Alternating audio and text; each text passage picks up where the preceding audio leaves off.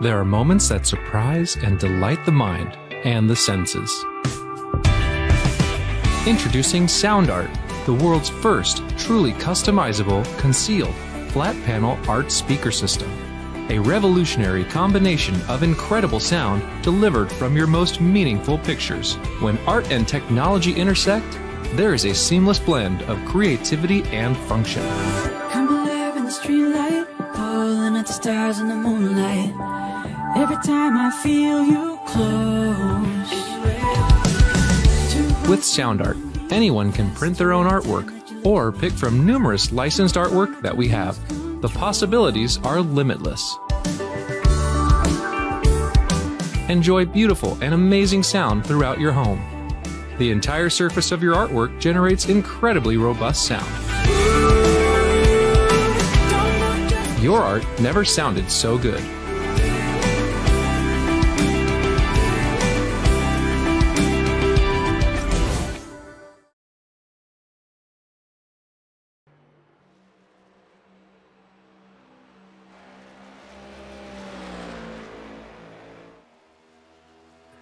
Live from virtual Fort Worth, Texas, we welcome race fans one and all to round number 4 of the iRacing Stock Car Association Tucson Sound Art Cup Series and the Trader Joe's 250 from the Texas Motor Speedway. Hello and welcome one and all. My name is Nola Rempel, and I have got one Alfonso Nixon beside me in the broadcast booth with Rob Melnick.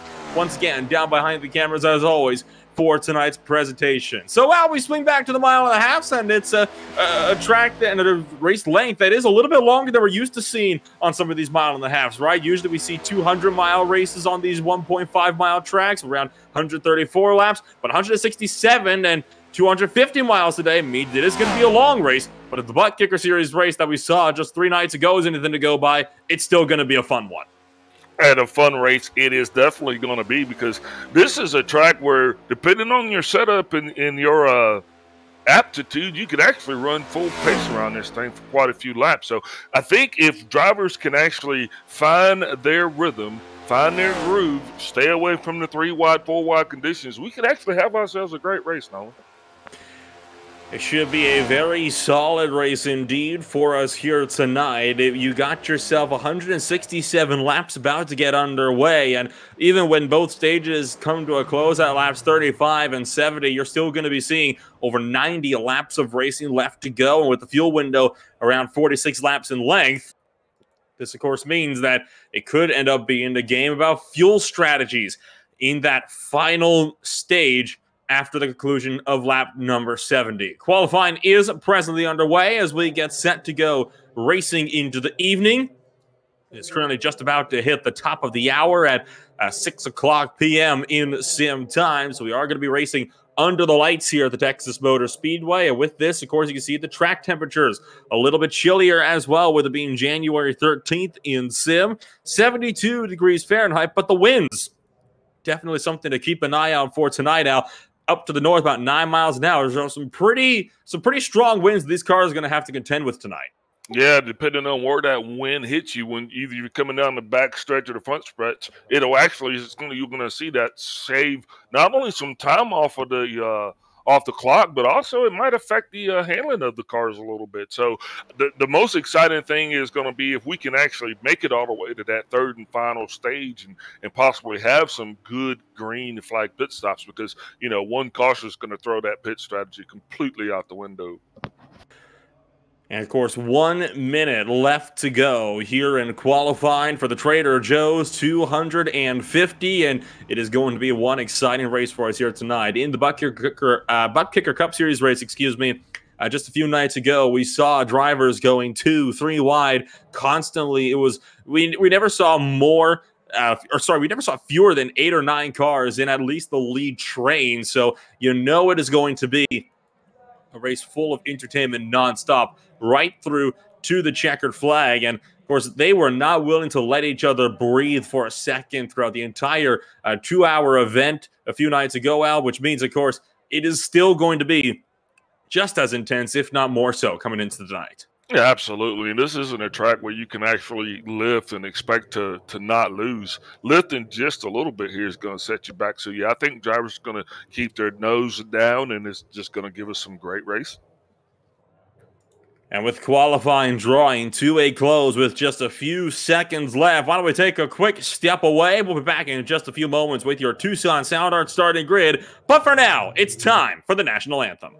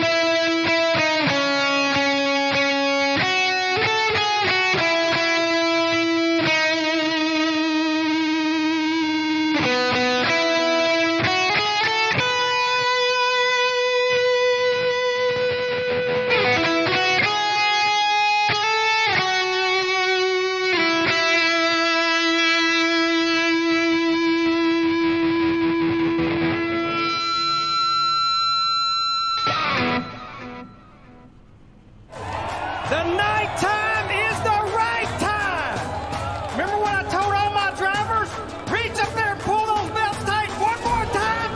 Drivers, start your engines.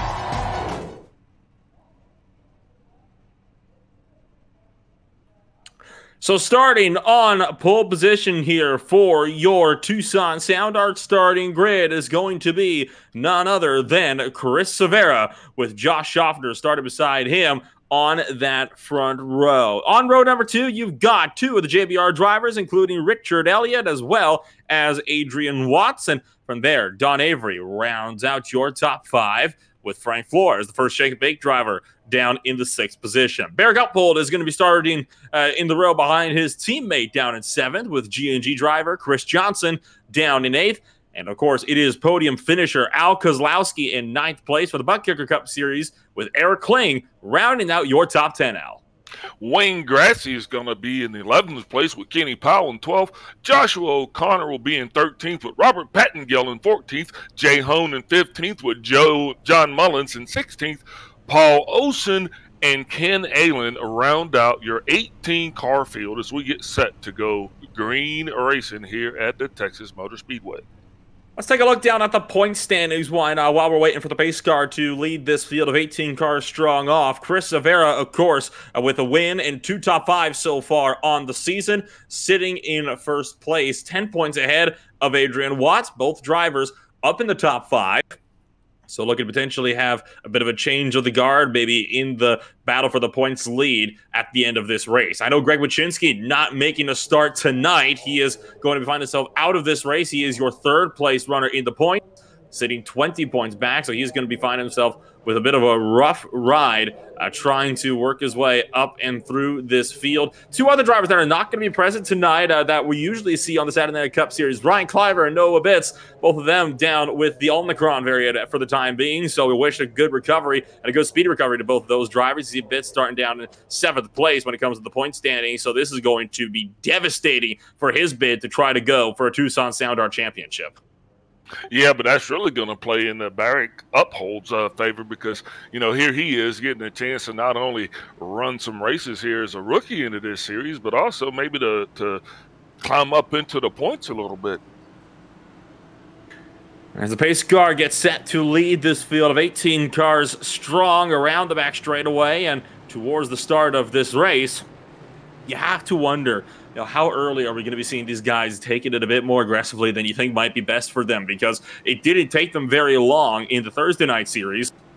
And in fact, you had yourself with a caution flag, I believe, before we were even 20 laps through this race. And with how tightly packed together all of these drivers are with this new high downforce, low horsepower package that these next-gen cars currently utilize, what do you think we can potentially expect from these opening 35 laps in the first stage?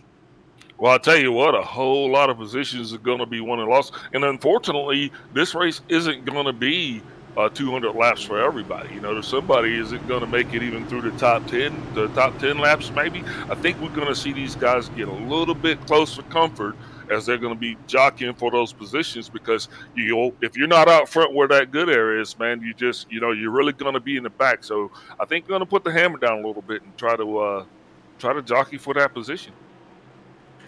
Pace car is down in the pit road. We thank all of our viewers for joining us on a Saturday night. It's going to be in the hands of Chris Severa as we say, let's go racing from the Texas Motor Speedway. And here we are as the drivers are getting ready to head into turn one. Turn one is an awesome turn, but when these tires are cold, drivers aren't always actually able to accelerate all the way through. But you want to go ahead and get that good run coming off of 2 down the backstretch. So we'll be able to see now, once drivers get into turns 3 and 4, how this is going to shake out. The top 2 already breaking away. Schaffner trying to chase down Severa. It'll be the number 62 Aflac machine to lead the way. Out of turn number 4, Richard Elliott picks up 3rd place from one car down in 4th. That, of course, is Don Avery. Frank Flores moving his way up in 5th place, but pushing wide through turn 1 across the nose of Adrian Watts. He's got teammate Barry Gutpool trying to go with him up the inside, and there is Al Kozlowski down at the moment in about the 8th position side by side with Chris Johnson. Al worked his way up, fought his way from 19th in the Thursday night race to work his way all the way up and finish 3rd on the podium. Had a race-winning car, but wasn't quite able to pull it together in the dying laps of the Trader Joe's 250 for the Butt Kicker Cup Series 3 nights ago. You already see that 88 car looking to go on the offensive early on. Yeah, Al's really not going to want to sit back. He's going to want to go ahead and get that car up in that good air and actually find himself to get up front, because he understands that, you don't have a whole lot of time to figure out what you're going to do. Because some of these guys have got great setups. So that march to the end to get those valuable stage points, you might want to go ahead and start trying to figure out how that's going to look now. You see the 88 car looking up the inside of Barry Gutpool in his Bucky's 92 Mustang. And so far, Kozlowski able to work that inside line with the fresh tires. That is not going to last as this race goes along. And Uphill has got to find a hole to tuck back into that inside line. Adrian Watts filled it. Now Wayne Grossi will do the same. Oh, trouble front straightaway. Richard Elliott going around into the infield grass and coming back up on cars, and he gets drilled by Paul Olson. Poor Paul Olson's just going to hate that. Unfortunately for you, once you get out of shape there and you're going to cross that grass, you're just really alone for the ride. So there's really nothing he could do. Just an unfortunate set of circumstances. But like I said, just dumped him right out of turn 4. Al just ran over Richard Elliott in the 0-2, and you watch as Elliott already had the tires locked up, and there's just nowhere for Paul Olson to go. You just backed off from Eric Klain, but you have so little time to react to a wreck like that. Ken Allen was also lucky to just manage to get away from that whole incident. We'll look on board with Paul Olson now throughout this whole mess. You're going to watch out of the left front corner there of the windscreen as he comes out of turn number 4, and you can already see Richard Elliott spinning through the infield up onto the track. And where are you supposed to go in that situation? I mean, the racing line cuts right across the middle of the track. Richard Elliott just came to stop in the worst possible place. Yeah, he was actually occupying 75% of that lane. So unfortunately for Olson, he just kind of is alone for the ride. Olson's luck's going to change eventually, though. It's just maybe not tonight. What do you think about that? I think Kozlowski just getting a bit too aggressive early on, giving the bumper to the left rear quarter panel of Richard Elliott, and that was all she wrote for the 0-2 machine, who I'd imagine will be out of the race as a result of that massive hit. I know Paul Olson is going to have having some major suspension damage as a result of all of that one. So Olson for sure out of this race, and for Richard Elliott, it will be the same. Eric Kling was also down to pit road this last time by, fixing up some damage. Same story for Joshua O'Connor as we continue to pace around under this first caution flag. Didn't even make it to lap 5. before we got this race underway.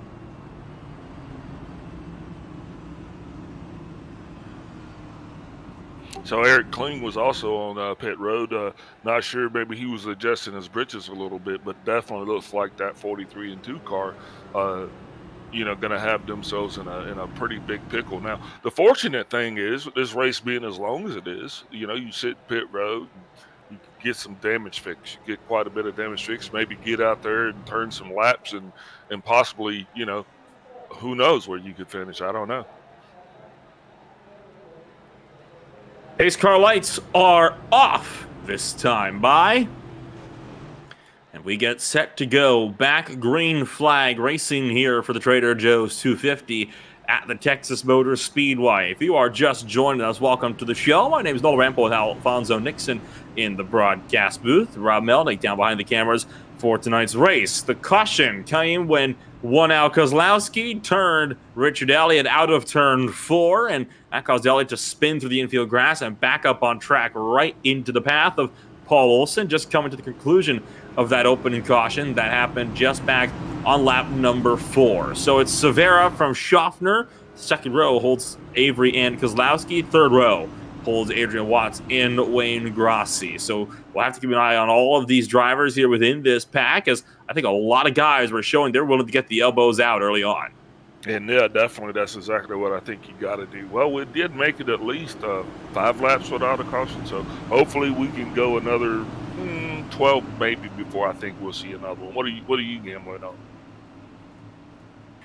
Well, I have to say, can't exactly be sure. We'll just have to wait and see, really, how this race plays out as time goes along. Of course, they're not going to have to stop for fuel throughout the first or the entirety of this first stage, so that should make pit strategies at least quite easy. Green flag drops. It's an early launch from Chris Severa. Schaffner already clear for second from Don Avery and cuts across before they even get past the start-finish line. Avery slots in line for third with Kozlowski fourth, Grossi fifth to round out the field as we thunder it back down through 1 and 2.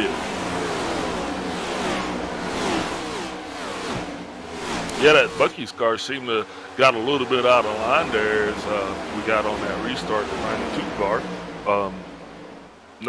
A Barrick uphold. So it seemed like he either checked up or maybe goosed it a little bit too much, but that kind of threw him off a little bit on the restart, but we'll see how he makes up the pace. I think trying to anticipate the race start a little bit. I saw him accelerate before the leaders did, so Barrick Uphold tried to jump the restart. Didn't quite work out so well for him, but he'll be able to use that trap to pull himself up to this front pack, which is going side by side into turn number 3 with Don Avery now stuck on the high side with Chris Johnson down low. Adrian Watts also blowing past. So Kozlowski now up to third, trying to chase down the top 2, which remain unchanged from the start of this race. And in fact, those are the only 2 positions at the moment that have remained stagnant from the drop of the green flag about 10 laps ago. But how aggressive the field is behind them, I can tell you right now, well, it's not going to stay that way for long.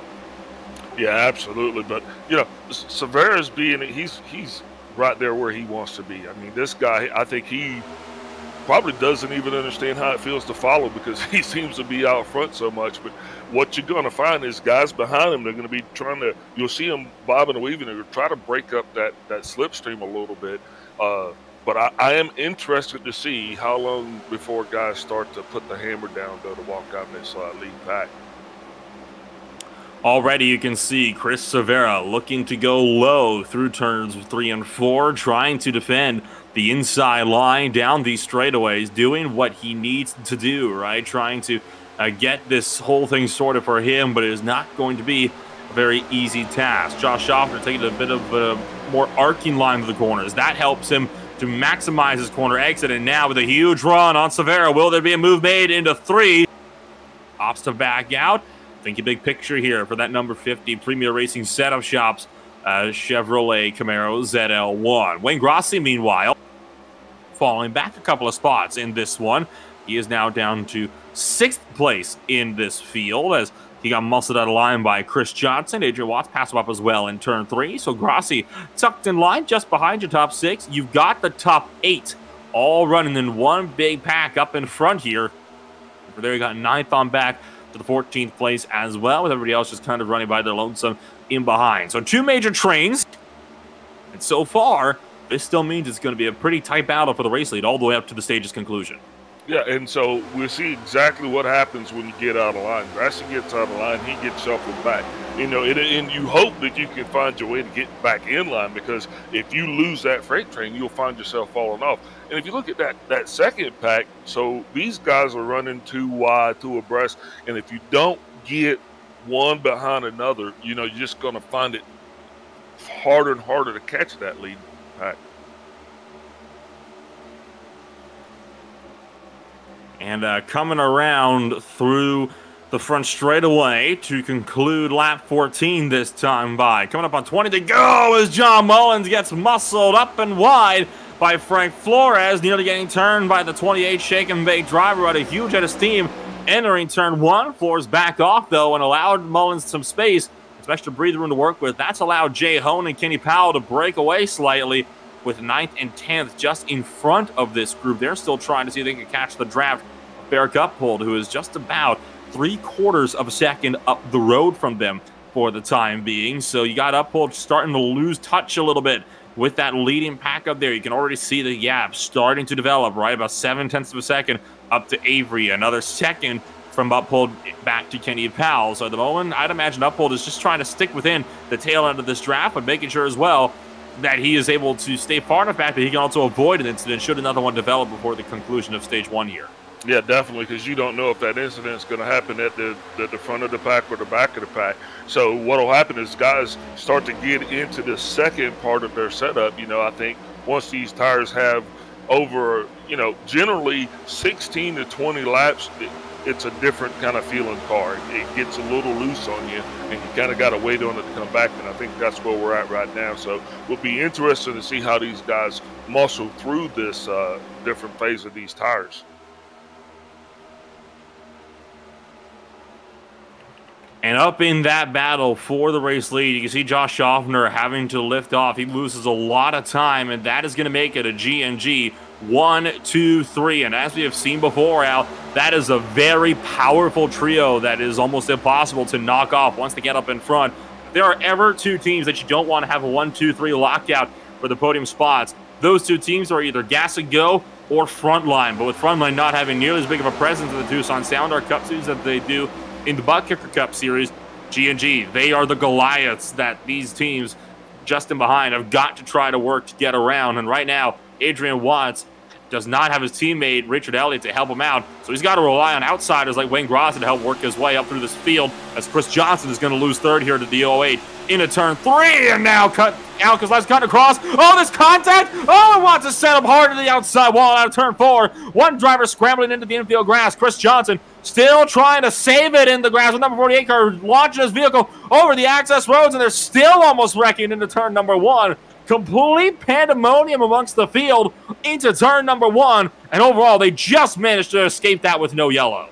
Complete pandemonium is the exact word. Is all of a sudden everybody gets loose, and like I said, that wasn't even netcode. These guys are driving it. They're putting it in there. It's like they're going to go ahead and make sure that every stage of this race, every lap's going to be action-packed.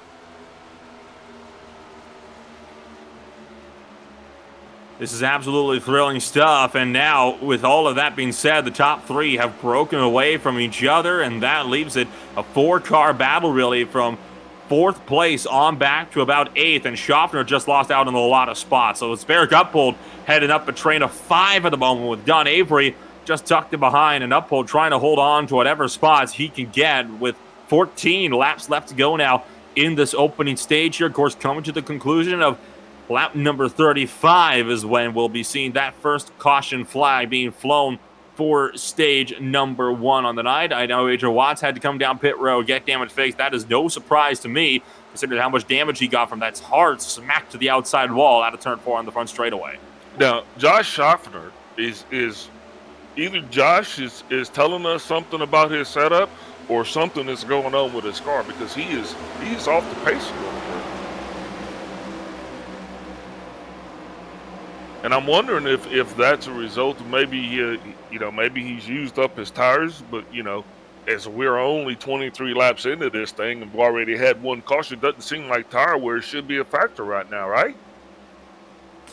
You would think not, but tire wear can play a pretty significant factor in how these races play out. We saw it play a big role in how the race on Thursday night play out as Uphold loses 2 spots to that of Avery and Powell. So the pressure going to certainly start to mount, especially as the tires start to fall further and further away and get closer and closer to those very critical competition cautions at the end of stage number 1. Schaffner just behind this train trying to make a move on John Mullins up in a 3. That is going to be no success, though, for the number 50 of the 64. Continues to pull around, and apart from this battle, the top 3 have also managed to close in together. So Kozlowski, Grassi, Severa all running in a 3-car tandem at the moment through turn 1, and you have to wonder how long it'll be before those 3 start to battle it out amongst themselves. That's exactly what I was wondering, Nolan, because we're not getting any more time and we're not making any more laps. So as we start to get down in this thing, Wayne Grassi,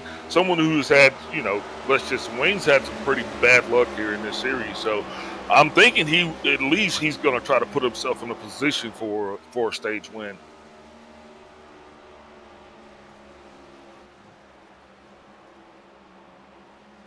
He's just waiting on his time right there as Chris Severa gets ready to put the nose of that 62 Aflac car on the inside. He's going to challenge Grassi for the 2nd place position. Looks like Wayne's going to let that go with little to no fight. And Severa just had the better run through 1 and 2, and that allowed Grassi to be able to fall back to 3rd, but he's still tucked in with his train, still has the potential to go for a move before stage 1 comes to a close. 9 laps to go in this opening stage on the night for the Trader Joe's 250, and now Kozlowski washing wide, and that's going to open up the door for teammate Severa to punch his ticket through into the race lead. How about Kozlowski defending against his teammate there and forcing 62 all the way down to the white line towards the apron? Didn't expect to see that kind of racing from GNG teammates. Remember, Frontline 1 week ago, they were so good on working together, and it kept the likes of Al Kozlowski from being able to take a race win away. And all of this could leave Wayne Grassi able to split the GNG cars to knock out a GNG 1-2 from stage 1. And I think that was more what was actually going on. I think it was more of them trying to close that door to keep Grassi from getting in between them. But Grassi out there, he is definitely going to, like I said, he is going to put himself in a position to at least try to get a stage win. Like you said, I think he's just biding his time and he's lining up and he's just waiting to strike. But these guys got to be really happy that they got this stage caution coming in. It probably couldn't come soon enough for a lot of them. Further in behind, Uphold is still under fire as well from the likes of Josh Schaffner down the back straightaway, as Schaffner will pick up the 6th position for the number 92 Bucky's Ford Mustang for the Shake and Bake crew. John Mullins, you see, just in behind as well, trying to see if he can potentially make up another spot and pick up one more stage point for P7 as well. Jay Hone was hanging on to the back of this train. He has since dropped off, leaving it really a 5-car train for the time being. Coming around through turns 1 and 2, as I see Grassi up the road, trying to make another look around for a second off the inside of Kozlowski. Roger, Richard Elliott is actually back on the track with that number 2 Camry. He looks like he's going to try to get him some laps in. They must have got quite a bit of damage repaired. It's hardly a surprise for me. He did get drilled on just the 4th lap of this race by Paul Olsen, who has since retired from this race. Elliott is 23 laps down so far, so definitely just a kind of on a recovery drive for the time being, and I would imagine looking to see if maybe he can just pick up a few spots by drivers dropping out of this race as time goes along. 4 laps to go in stage number 1, and Kenny Powell now looking a bit antsy on Don Avery, trying to make a move on that number 11 machine up into turn 1, and Powell's gonna send one down the inside of the V-Drums Toyota Camry up into turn number 1. So the two Camrys looking to do battle side by side out of 2 down the back straightaway. And Wayne Grassi's just biding his time right now as he's putting a little bit more time between himself and Al Kozlowski, and starting to try to close that door a little bit on Chris Severa as we get ready to end this first stage. 3 laps left to go, and it is worth noting that as soon as Grossi pulls alongside with Severa, that is just going to reel Kozlowski right back into the fray. This battle for the Stage 1 win, not over by any stretch of the means, and already you can see how tires are starting to kick in particular, turns 1 and 2, with all 3 drivers having to back it up to about 160 miles an hour. For comparison, still flying through 3 and 4 at 173 miles an hour, which is just about 8 miles an hour under the top speeds that these guys can hit down the straightaways. 2 to go. Pit road is closed. Yeah, now you're going to see that arc, because if you're coming off 1 and 2 and you just got the right arc, you can actually get a heck of a run going down that backstretch. And I think that's what Grossi's going to do. I think he's going to try to get to the inside, break up that area, and then try to slingshot around the outside as we come out of turn 4, sorry. And it'll be 1 lap left to go here from the Texas Motor Speedway in stage number 1 for the Trader Joe's 250, and Chris Severa on a charge, trying to make this one stick and keep Wayne Grossi behind him. Grossi's going to have one more chance down in the turn number 3 to try to take a stage 1 win away, but it looks like that will not be the case. Grossi can't get there, and now Severa's just got to keep it pinned on the bottom side. Coming around through turn number 4, Grossi's closing in, not fast enough, and that will mean Chris Severa wins the opening stage from Texas. So Chris Severa is first place, Wayne Grossi second, ISCA Slowski in third, Kenny Powell in 4th, Josh Schaffner 5th, Barrett Uphold 6th, Don Avery 7th, John Mullins 8th, Jay Hone 9th, and Chris Johnson rounding out your top 10 as we complete stage 1 in the Trader Joe's 250. And with that, let's take a quick step away. We'll be back with more in stage number 2 in just a few moments.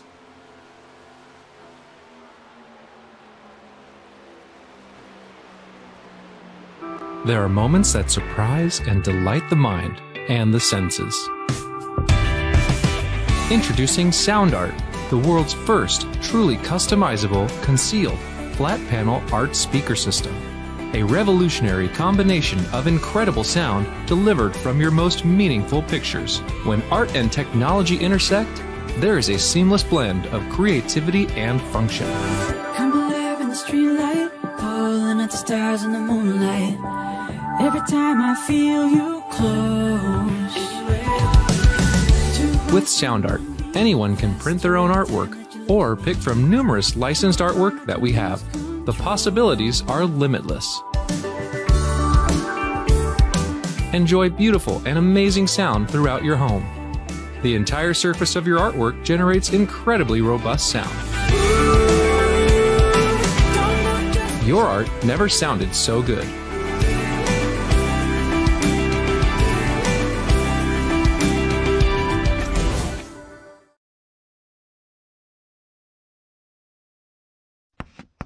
At Trader Joe's, we do things a little differently, and our customers hold us to a very high standard. This is Dan Bain of Trader Joe's. We work hard to live up to the high standard you've come to expect of us. We travel the world to bring you unique, exciting, exotic products, as well as the basics like milk, eggs, and butter, all at the very best prices every day. We also believe that a satisfying shopping experience is about more than just good products. We want you to enjoy shopping at Trader Joe's. The upbeat crew members, the samples of wonderful foods served up by our great demo crew, so you'll come back often and bring your family and friends too. And how's this for unique? We're so confident that you'll be happy with the products you find at Trader Joe's, we even have a distinctive guarantee. We've tried it and we liked it, but if you don't, just bring it back for a full refund. Thanks for listening.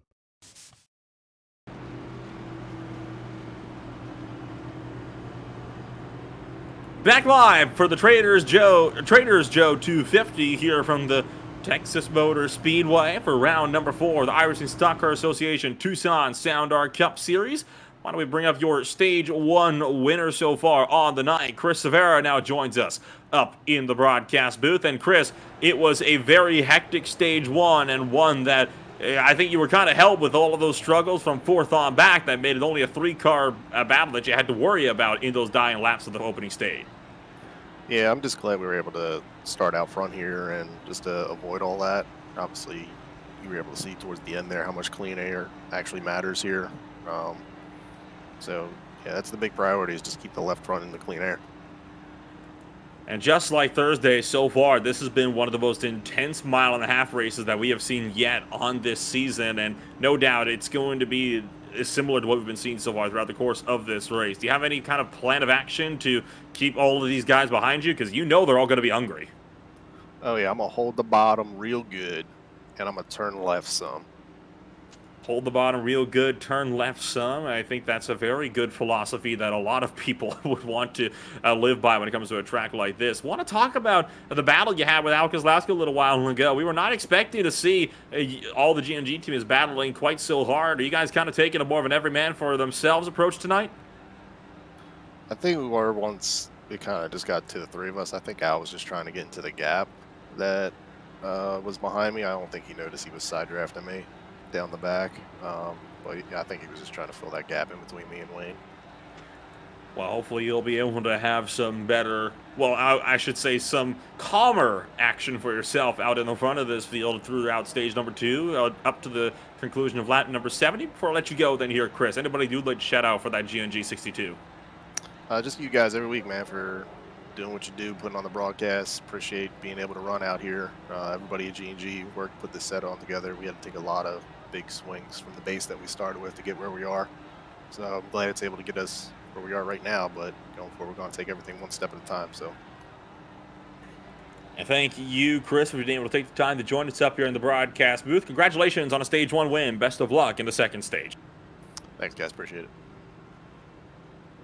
That was Chris Rivera joining us up in the Gas and Go camp, winner of stage number 1 and starting stage 2 on pole position, just like he did for the initial start. At the moment, fun fact for you here, Al, Chris is the only driver who has so far not changed his position once from the drop of the green flag. Well, that's exciting news, especially now that the lights are off on the pace car and we're getting ready to go racing at the start of stage 2. Don't know how many adjustments people made, if any, but this will be a great time to do so as the sun has gone down and the cars are coming to the start-finish line. Racing under the lights at the Texas Motor Speedway. Track temperatures and wind speeds remain unchanged from the start of this race. And we saw how exciting that made stage number 1. Stage 2 bound to be just as exciting, if not more so. Green flag drops.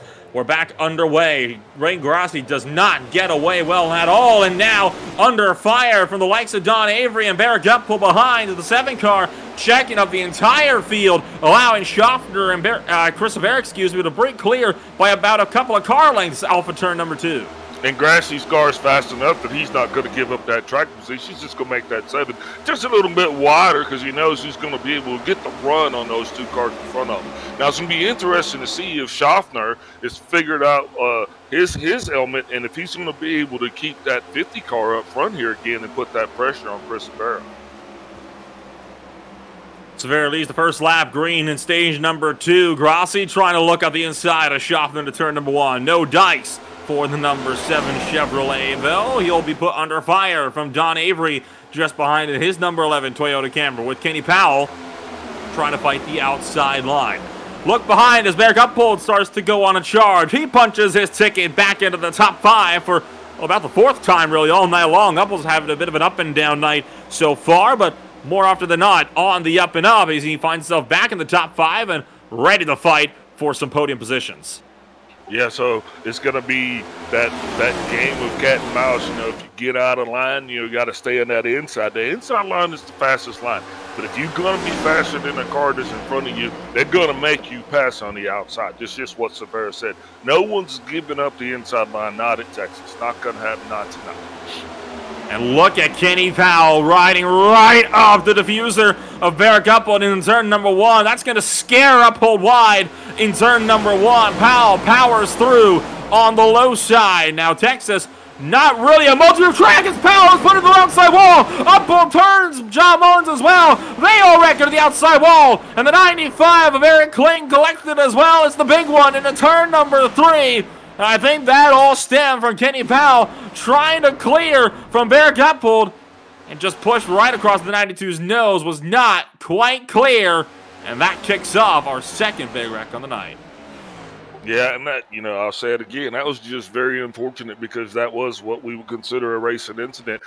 Like I said, no one's going to give up that inside line. Barrett just got pushed out just a little bit, and when he tried to come back in, looks like Powell wasn't clear. Well, it looks like, Powell wasn't clear. Just half a bumper really was all there was between them, and Powell slapped the outside wall, and it was Kozlowski got collected in this as well. So the driver that finished third last week also collected in this big junk. So that is a big shame for a lot of these drivers. And you saw Uppel was just out of control as soon as he got into the wall with Kenny Powell. Just pushed a bit too hard out of the corner, and fortunately for Powell, I mean, if you're not clear, you're not clear, and finding that one out the hard way. Avery just barely scraped around that, and it was also that scraped around the inside line. I think that might have been the likes of Frank Flores that just about got through that unscathed. Yeah, but I don't think it was an issue with Powell. I think Powell was clear, but at some point it just seems like Uphold just kind of, whether he got sucked up into him on the draft or whatever, he just kind of closed that distance a little bit faster than he was expecting. See the 88 car on board with Kozlowski, just about made it through, and you could see Mullins coming down, and all you really have to do at that point is just shoot for the inside and hope he can make it through. And Kozlowski just got tagged on the right rear, and got into it with Richard Elliott as well after the fact. Yeah, didn't expect to see that. Looks like he got broadsided. I was just actually getting ready to say he didn't take a direct shot to the front, so it looked like he was actually pretty good. As I saw his RPMs at 1997, should be around 2,000. But then that last whack came in, and these cars just don't take good headshots. John Mullins has pulled it down to pit road, and he will so far be our first official retirement on the night, with both Olsen and Elliott technically still in contention. It's going to be interesting. Oh, sorry, go ahead. No, go ahead. It's going to be interesting to see how long Olsen does stay out there, though. I think his car is actually running more like a 1978 version of itself, So, coming around, and hello, what's this? Chris Severa, way down low. Not sure quite what the 62 car is doing. I think he'll be a little bit bored in that number 62 half-flight machine. He won't be bored for too long. Lights still on with the pace car. Let's take a real quick step away. We'll be back in a few.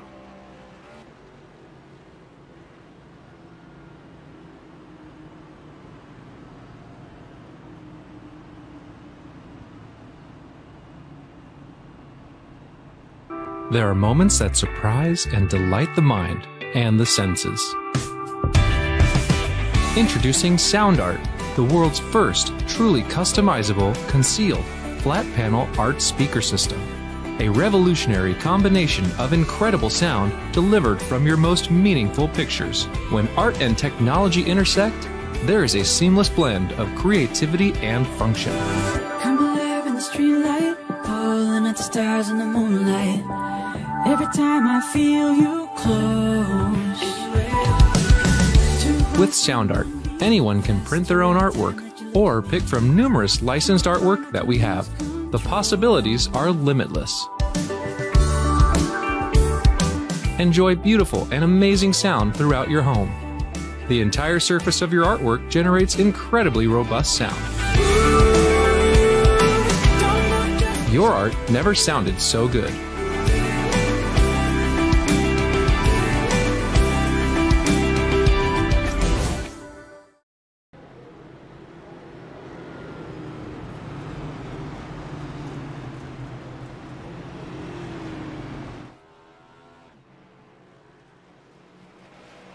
And as we return to the Trader Joe's 250 at the Texas Motor Speedway, lights out on the pace car. One lap left to go green, before we go green, that is. And currently you take a look down throughout the field, and everybody back to about the 11th place, caught up with this main pack so far. 16th place, the laps down is also in this, so got about 12 cars still with the lead pack, 13 total still on the racing surface. Make that 14 as Olsen has just left pit road. At this rate, we're not going to have too many cars left by the time we get to the end of this race, Al.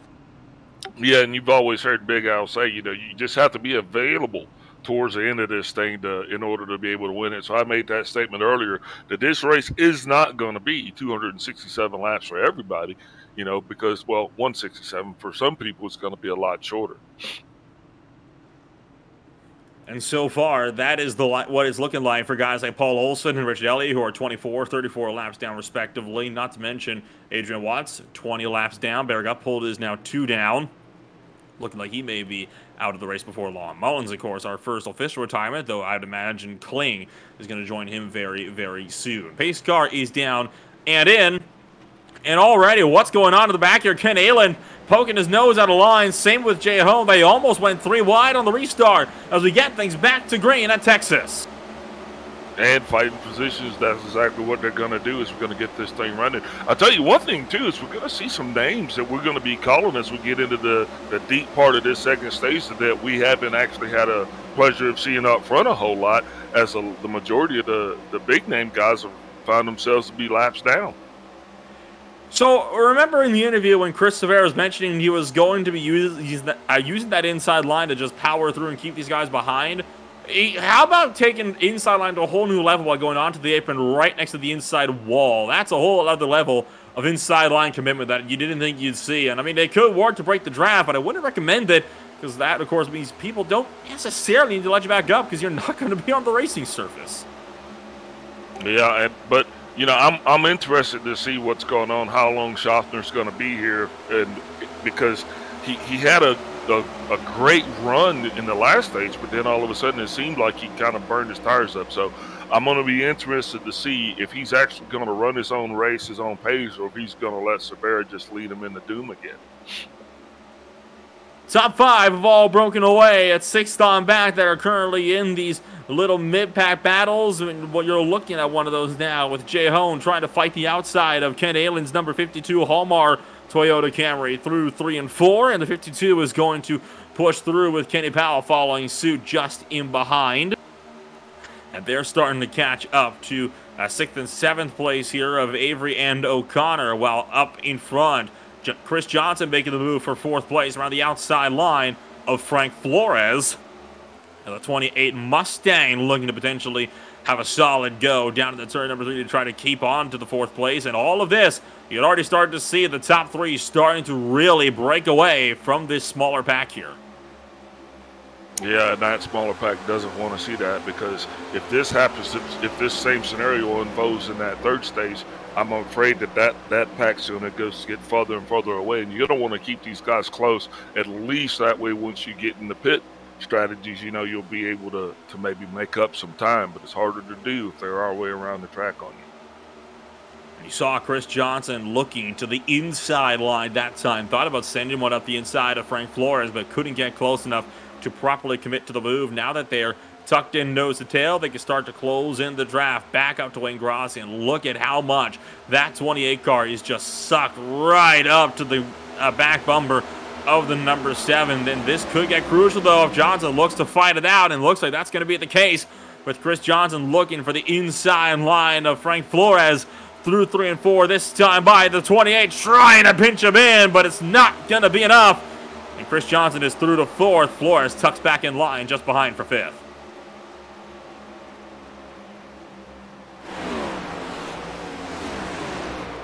Joshua O'Connor's got to be really feeling good about his position here tonight. He's actually got himself up here. He's running currently 7th place. If he can actually hold it on, be able to put his team in a good position for some points here at the end of this stage. The Regiment Camry certainly doing a good job keeping out in front, and you can see Ken Aylen having to defend against Kenny Powell just in behind. Jay Hone, Robert Pattengale also in the mix of this one for stage points.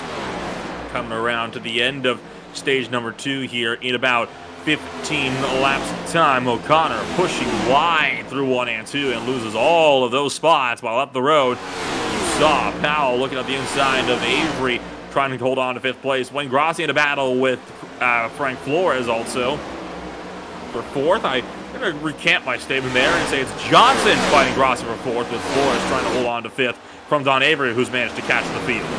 Yeah, and then once you've got a guide and you got him on your inside, it really kind of pushes him as we're getting in the lap traffic and these guys are having to tighten it down. So if you are just pinched a little bit more than you want to be on that line, it shrubs your speed off quite a bit. So I don't know if that's what's happening to Grassy. I don't know if he can't maybe get out a little bit higher, but he's still hiding some speed, I do believe. But Johnson's slowly trying to fight his way up here as he's in the top 5 and 4th position, getting in challenging Grassy for that 3rd spot. And Johnson trying to pinch Grassy in order to hold that 7 car on the inside line. And it's a very hard thing to do, though, right? It is not nearly as easy as if you're trying to get a run with the likes of Kansas or Atlanta, right? This is not necessarily a multi-groove racetrack, at least not in these next-gen cars for the time being.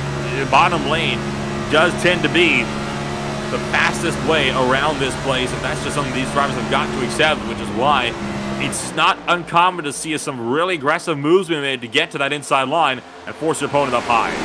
Yep, but these cars are fun to drive, and you just have to kind of got to power them around 1 and 2. Avery with the shove to the back of Flores in a 3.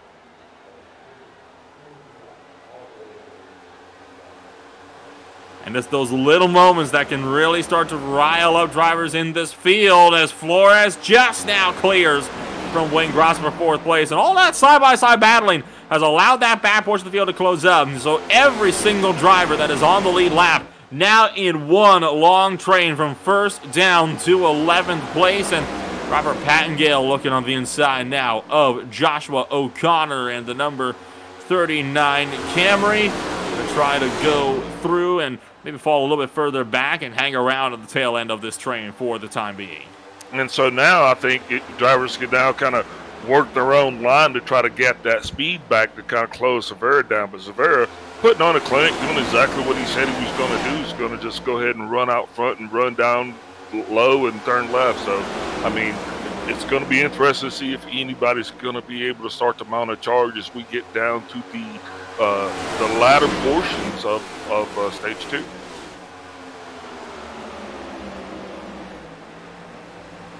Wayne Grossi looking to throw a solid pass here down into turn number 1. Just got past Don Avery as well as Ken Ayland up into turn number 1. Trying to make a move on Chris Johnson for 3rd place now. And the number 7 is going to go with it here down into turn number 3. Trying to hold the draft of Josh Schaffner. This whole field catching Paul Olsen again. Now, this is a bit dangerous about where you catch Paul Olsen, right? He is lapping at this point in time about 4 to 5 seconds a lap slower, which just goes to show just how off pace the 43 car is as a result of all of the damage. He is hoping for a few more cautions to save him as this night goes on so he can get all that damage fixed and potentially contend for maybe a couple more spots, providing he can get back into the lead lap. But with Olsen being 36 down, I think it's safe to say that is not going to be happening for tonight. He is again on damage control. Severa's continued to lead the way this entire stage. Do you reckon it'll be that way, though, come the conclusion?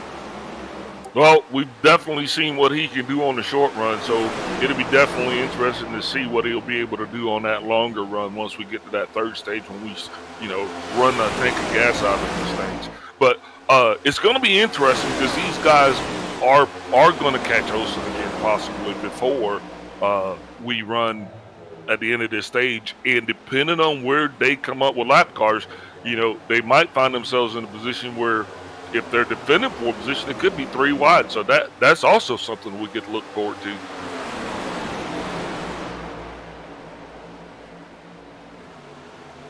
This time, so they're pushing a bit wider on the exit turn number 1, and further behind, you can also see the likes of Wayne Grossi still trying to make those moves with Avery, also looking at the inside line. Ayland has been trying to work his way up for the field. That hasn't had too much success so far, and Schaffner still looking high, looking low, trying to find some kind of way through on Chris Severa just up the road from him. And now Schaffner trying to hold that inside line, and he's going to push up now, courtesy of some of that dirty air that these cars can generate. Now, of course, with the diffuser, dirty air has been minimized, but by no means eliminated them. Some of the lap traffic throwing up some dirty air into the wrench of things. That's going to cause the bottom 4 of this lead train to drop off of the main pack. Yeah, that diffuser does actually cause those cars to be affected in a different way. So as we go ahead and we start dragging this thing along, that that dirty air coming off that you're talking about with worn tires gets to be a little bit of a tricky situation.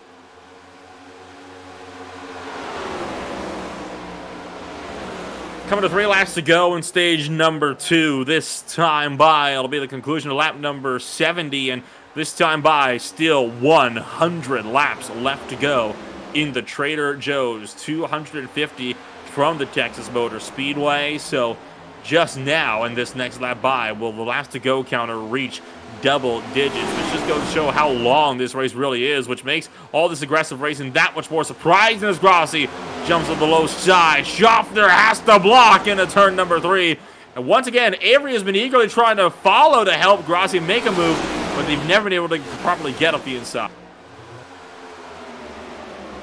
Definitely exciting racing. These guys going to continue to mix it up as we come down to the last 2 laps of this stage.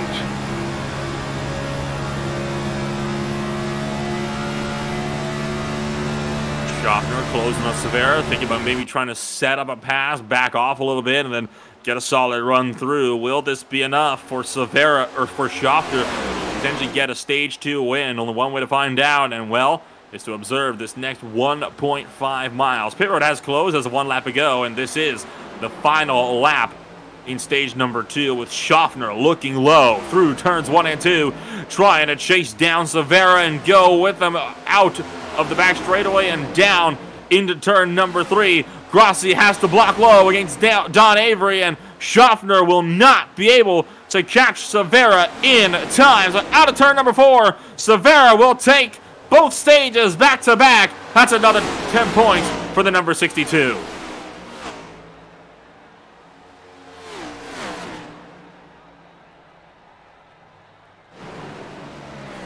All that being said and done, it'll be Josh Schaffner in 2nd, Grossi 3rd, Avery 4th, Chris Johnson in 5th, with Ken Ayland in 6th, Flores 7th, Pattengale 8th, Hone 9th, and O'Connor rounds out the top 10.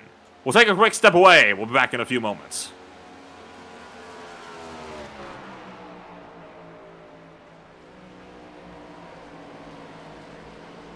There are moments that surprise and delight the mind and the senses. Introducing SoundArt, the world's first truly customizable, concealed, flat panel art speaker system. A revolutionary combination of incredible sound delivered from your most meaningful pictures. When art and technology intersect, there is a seamless blend of creativity and function. Come alive in the streetlight, pulling at the stars in the moonlight. Every time I feel you close. With SoundArt, anyone can print their own artwork or pick from numerous licensed artwork that we have. The possibilities are limitless. Enjoy beautiful and amazing sound throughout your home. The entire surface of your artwork generates incredibly robust sound. Your art never sounded so good.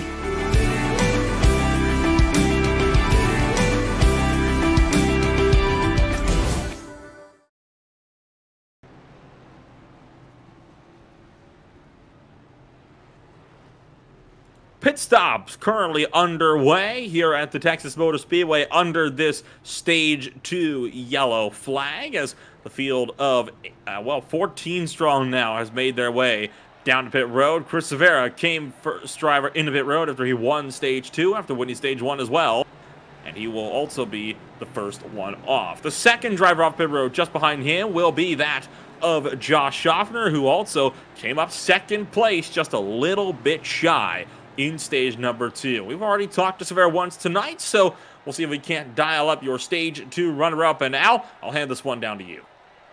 Hey, Josh, you got me? Yeah, I got you loud and clear. Hey, this is Big Al up here in the booth. So big difference between stage 1 and stage 2. Anything you want to share? Yeah, it kind of similar strategy there. I was just trying to kind of hook up with Chris there and just kind of stay in front of the the potential of trouble there and work together and kind of stay 1 and 2. Didn't quite work out there in the first stage, but the second stage we executed that extremely well. That's awesome. So you guys feeling pretty good about your car on the run so far? What do you got planned for this next run for us?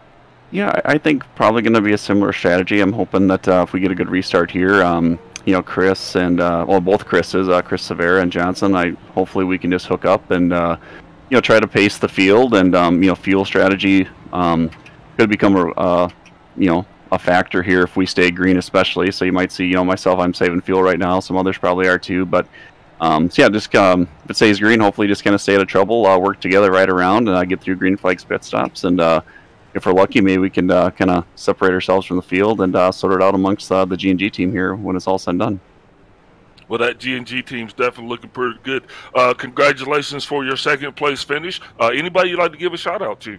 I got to thank all my teammates here at G&G, and definitely got a shout out to the guys at Premier Racing Setups. Just got a great car this week. I've had you know, a fast car all week, and be great to you know, kind of cap this week off with a victory here tonight, hopefully. Well, that's awesome. Good luck to you as we get ready for this third and final stage, man. Thank you very much for your time. You bet. Enjoy the show up there, guys.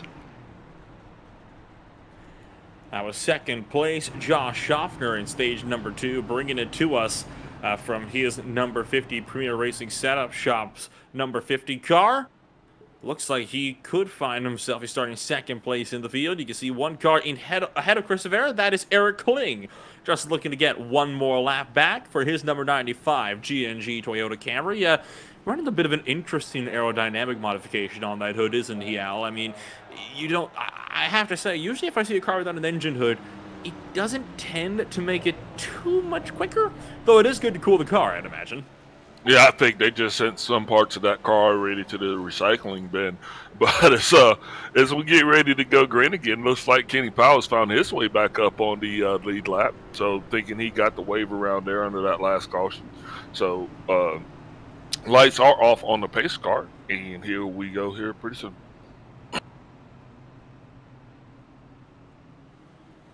So at the moment, it is Severa, Schaffner, Johnson, Avery, Grossi to round out your top 5, with Ken Allen finishing off the top 3 rows.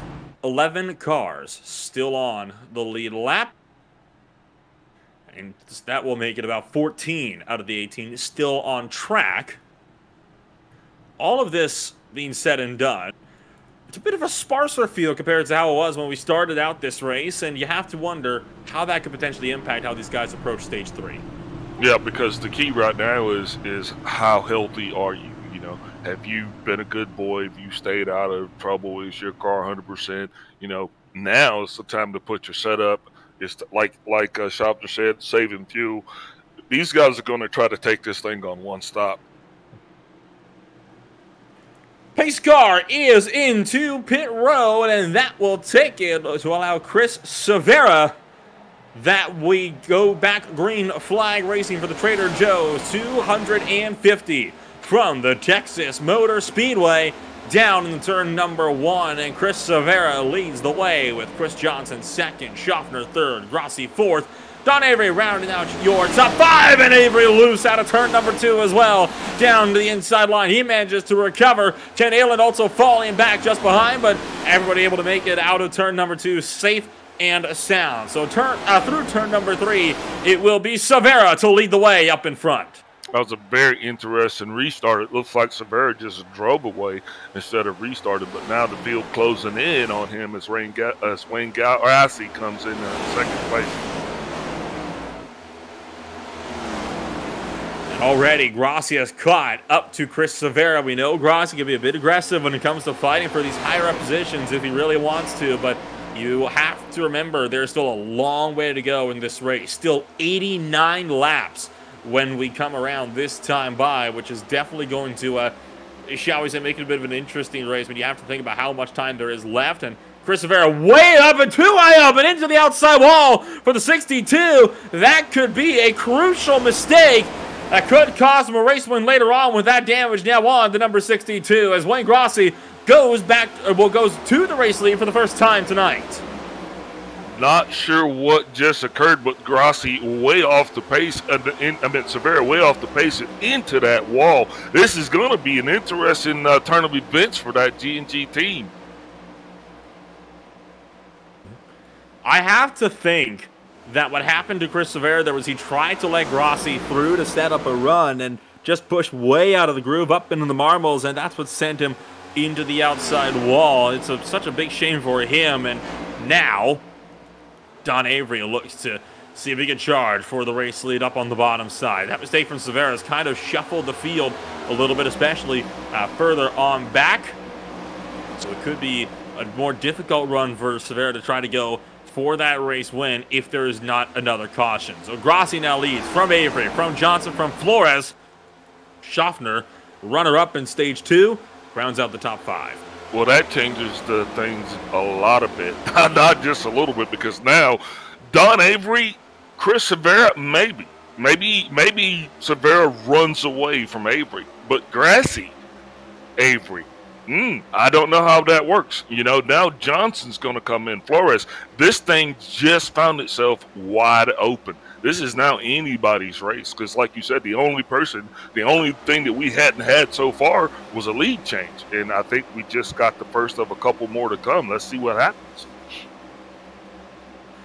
You saw Frank Flores clearing around Chris Johnson out of turn number 2. So the number 28 car finding some real form tonight, and now up into the podium positions. We don't often see the shake and bake drivers this far up the grid, but I'm sure they are not going to be complaining at all. And this could prove to be a very crucial run here. As further in the back, we watch Severa continuing to drop back as Hone gets around him for 10th. Yeah, Severa hit that wall pretty hard, and he's definitely got some extensive right front damage on that car. And that is definitely, unfortunately, going to affect him, especially at the Texas one. Up in front for second place, Flores looked to the inside of Don Avery, not able to throw a ascent up the inside of the number 11 Toyota Camry, so he'll hang with it out of turn number 2 this time by. And if you come around through turns 3 and 4, that will be halfway this time by. 83 down and 83 laps left to go here from the Trader Joe's 250. So let's take a quick Tucson Sound Art midway race break. It is Wayne Grassi up in first place with Don Avery in second as we go through the field. Frank Flores is down in third with Chris Johnson running in fourth, trying to close up to the podium drivers. Josh Schaffner still sitting in 5th place, been top 5 in both stages so far. Ken Allen sits in 6th, and it's Kenny Powell down in 7th. How about Robert Pattengale in 8th? Jay Hone is 9th, and Joshua O'Connor deeper in the field rounds out to top 10 out. Chris Severa is going to be in 11th with Al Kozlowski, the first driver, just 4 laps down. Eric Kling is in 13th with John Mullins in 14th. Paul Olsen, 15th. Barrett Uphold, 16th. Adrian Watts and Richard Elliott round out the field. And, of course, that was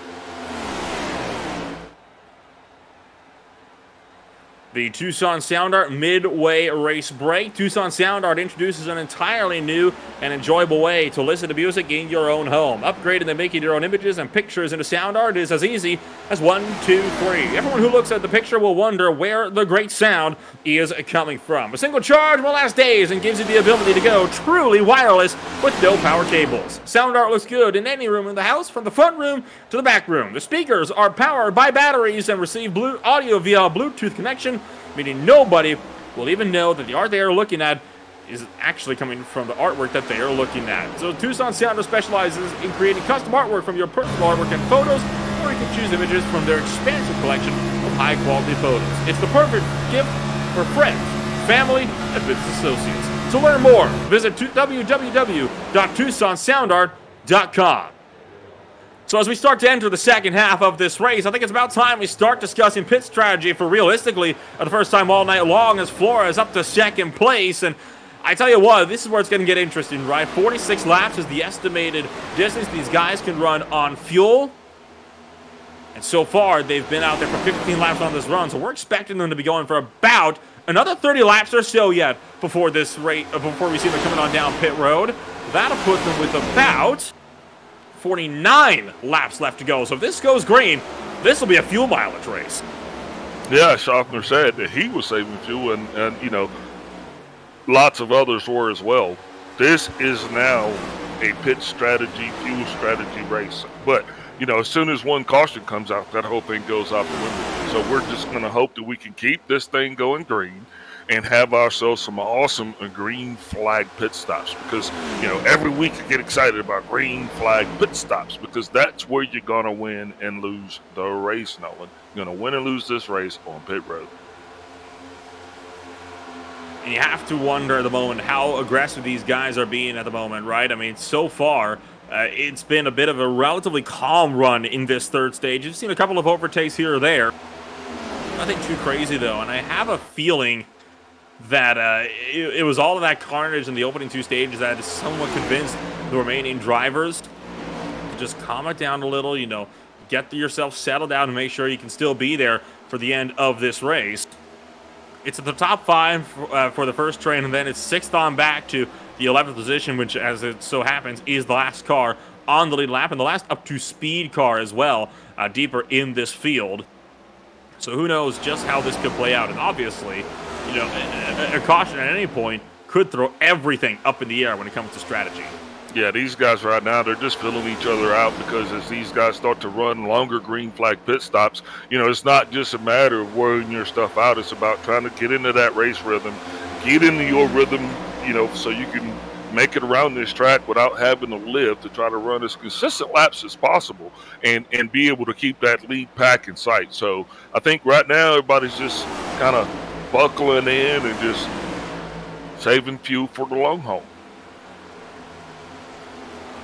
Up in second place, looks like Frank Flores' reign in second has come to a close as Don Avery pushes his way through back into P number 2. Flores down to third, but not going to get freight trained by any of the others, as Flores able to tuck in line between Don Avery and Chris Johnson. So once again, drivers being a little bit more patient here so far. Nobody making any super aggressive moves for the time being.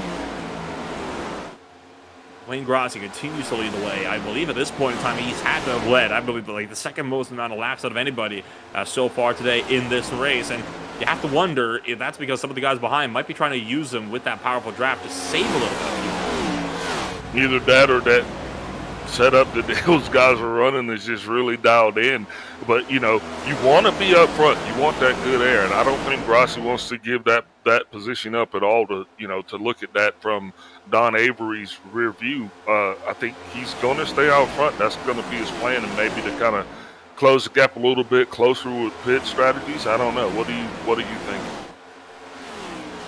I mean, who really knows at this point, right? I mean, this could really go just about anybody's way as this race continues to develop. And at this point, you see the pack even starting to split apart a little bit as everybody starts to run into their own little lines, as tire wear especially really starts to kick on in, and that is in turn sort of drawing the second train closer, I want to say, but at the same time that second train is starting to split apart as well. But I think at the moment, one of the highlights of this race is that both shake and bake drivers so far, that's 2 out of the 3 that started this race, that is, are up in the top 10, which has not, shall we say, been something that is a very common sight to see recently. Of course, they were doing really well in the very first season that this series was present, but that was more due to part of the lower grid size. When you consider you got a lot of guys like a champion of Chris Johnson and really fast contenders like Rossi as well as Schaffner in the mix of this,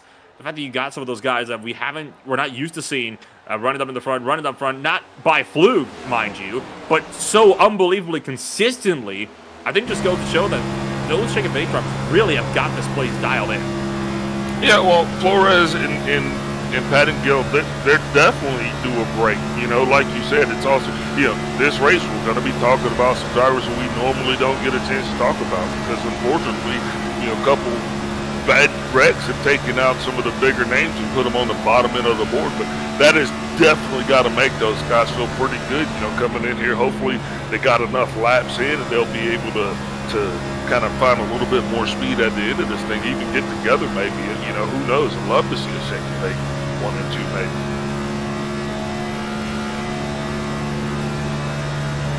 Riding on board with Don Avery, +3 for the number 11 car on the day, and also one of the faster drivers you've had so far today as well. Has set the 4th fastest lap of this race so far. Fastest one set by the driver a few spots behind.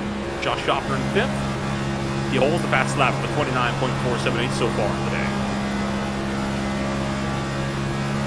Yeah, 29.478 around this track. That's kind of moving out a little bit. You know, then now we just fast forward to the fastest lap of that. The fastest time of that last lap was 30.244. So you can see how much those tires are falling off.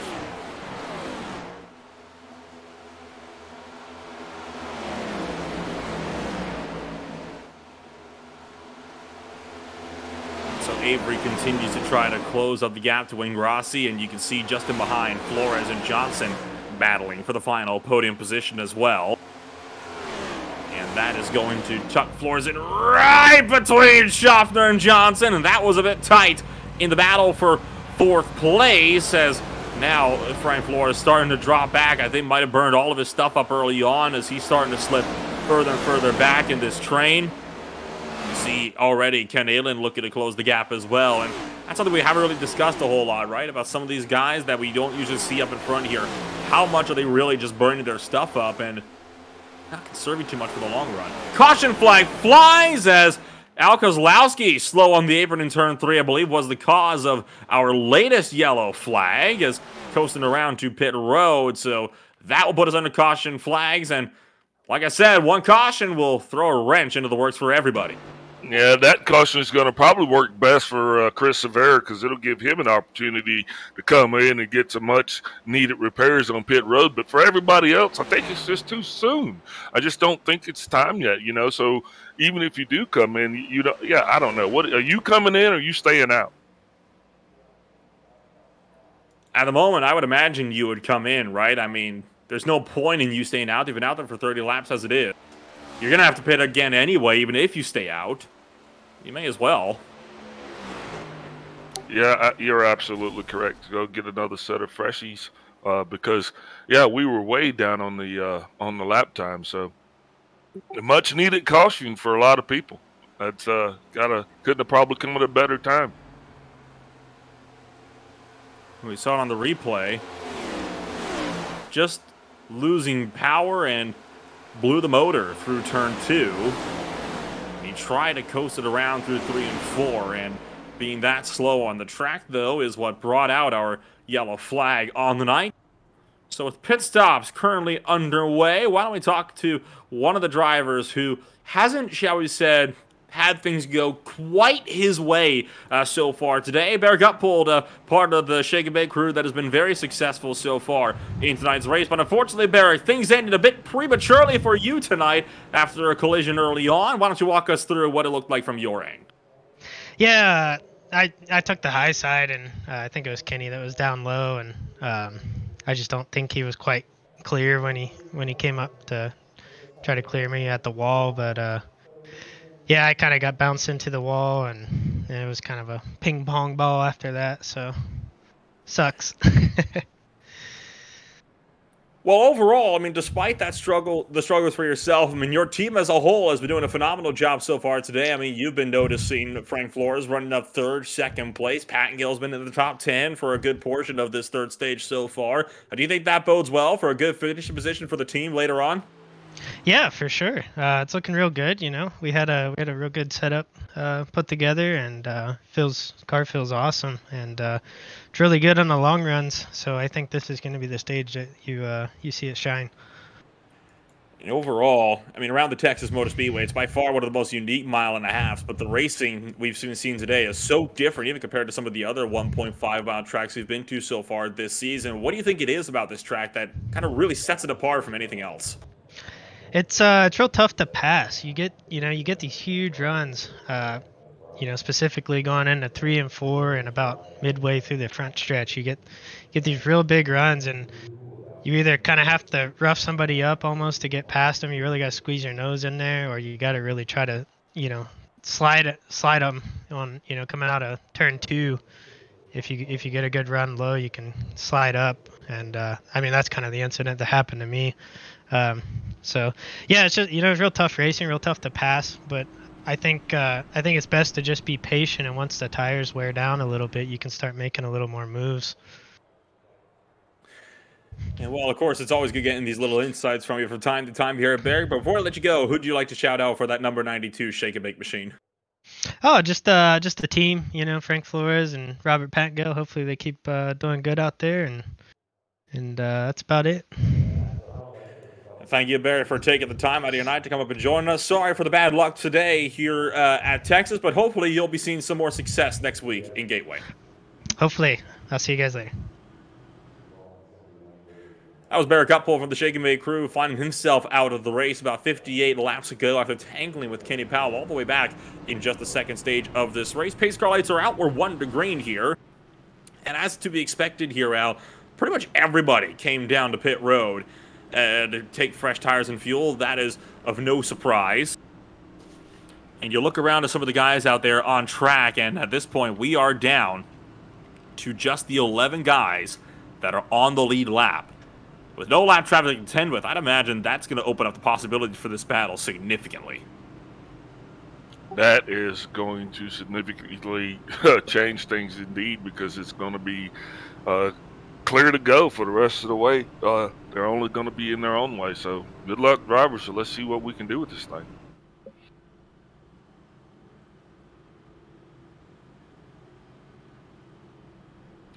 Chris Rivera definitely was able to get a lot of damage fixed on his cars. He had almost, 38.6 pit stop. So now that he's back and healthy, be interesting to see how that 62 Ford gets running. Because I think if he can find his way back up to the front, that's going to put things, make it even a little bit more interesting. Even though there's only 11 cars on the lead lap, I think it's still going to be a lot of action-packed racing left. Still with still 1 full pit cycle left to go in this race, as well as we get ready to get this race back underway from the Texas Motor Speedway. Chris Johnson takes us back to the green flag as Don Avery gets away well. Once again, Wayne Grossi got napping on the start, cutting across Frank Flores on the bottom side, and just going to tuck his way into third.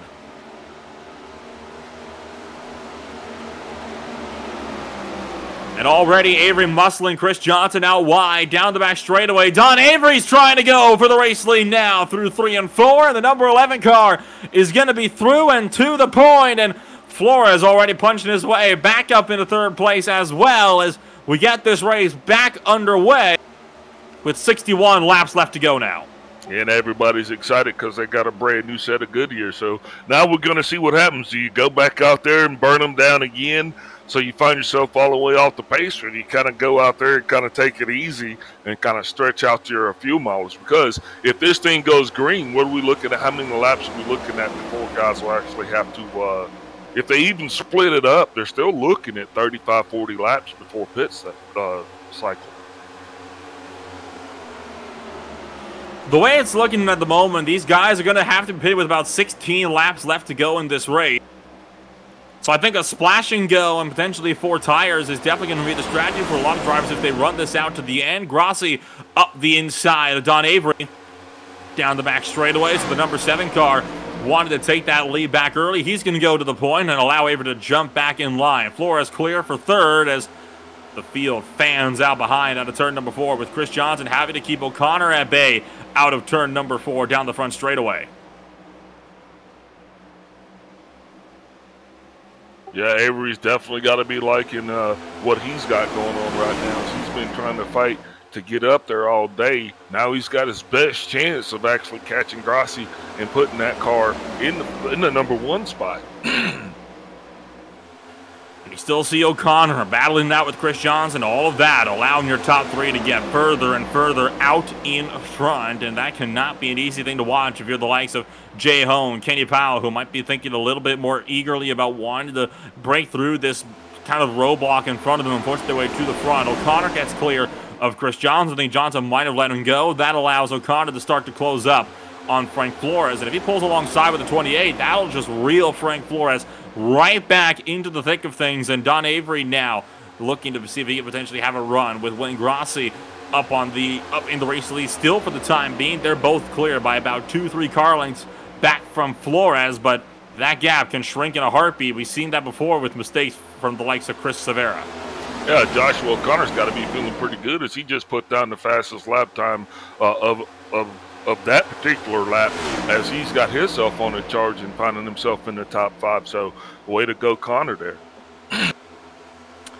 And O'Connor trying to make that a battle for third now with Frank Flores now right at his front left quarter panel. But here comes Chris Johnson to upset the party. And the Regiment Camry is going to have to do everything to power his way through on the outside line. But we talked about this before, not really a multi-groove racetrack anymore. And that inside line holds tough for Frank Flores, with Joshua O'Connor going to try to go with him into 3 and 4. And they all have to stick in the racing groove, and nose to tail is what we can expect to see from a good portion of this race here from this point on. We talked with Bear Gutfold a second ago about how difficult of a track this is to overtake at. Obviously, the reprofiling of turn 1 certainly doesn't help that. You see O'Connor taking a very wide line, sacrifices some of the entry to Chris Johns, but that gives him a big head of steam up towards Frank Flores. A shame, though, that it wasn't quite enough for him to make that lunge around the outside into 3 and 4. Yeah, some of these cars run really fast for 10 to 15 laps, and then they kind of, burn some stuff up. So hopefully these guys are actually saving just a little bit so they'll actually be able to get through and keep running, because, who knows what's going to happen. And Chris Severa, he's back on pace right now. His last lap was 29.653. Fastest lap of that lap was a 29.528, all the way back in 10th place from Ken Aland. So those elite cars are just out there and they're kind of running, but they're not setting the fastest lap time. So that means that those other guys are actually getting closer to them. So it's going to be interesting to see how this unfolds. So far, Johnson, Powell, Severa all lined up with each other, so the G&G duo just starting to think about using each other to push their way to the front as Joshua O'Connor starts to drop further and further back in this field. With a frontline driver that won the Thursday race, G&G is trying to make sure that they can secure a victory here in the Tucson Sound Art Cup Series on Saturday night. Chris Johnson has caught up to third place runner. The podium drivers up in front. But I'd imagine he's going to be relying on some of his teammates like Kenny Powell and Chris Severa to try to help him push his way through so they can break through to make it to G&G 1, 2, 3. Yeah, that definitely changes the ingredients in the cake just a little bit. The G&G guys are definitely going to make sure that they get their choice of ingredients, and it's going to be more sweet for them, I think, than anybody else. Not good news for the rest of the field, because those G&G cars are pretty fast, and they were all talking about how well they got that setup running. So if these guys can actually tuck in one behind another, I think they'll actually be the team to beat.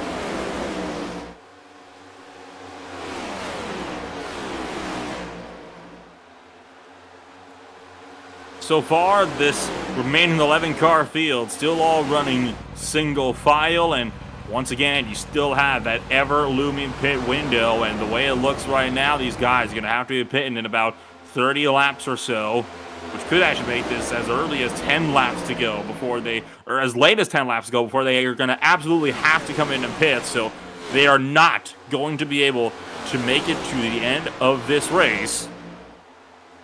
And you have to think that's got to be playing into the minds of quite a few of these drivers out there at the time being, right? I mean, how do you ration out your little bit of fuel that you got in this little bit of a stint here? This is going to be an absolutely intense pit strategy battle, and this could very well become one of those races that gets decided in pit road. Yeah, and we also see, too, that when these guys get 30 laps on their tires, they kind of fall off the pace a little bit. So maybe some guys are probably going to short side that pit, you think, just to go in there and get the fresh tires and the gas and kind of get a better chance at burning them up as opposed to staying it out to the last minute. So I don't know. Some guys probably aren't saving fuel. It's so funny just to see how many different pit strategies there are out there.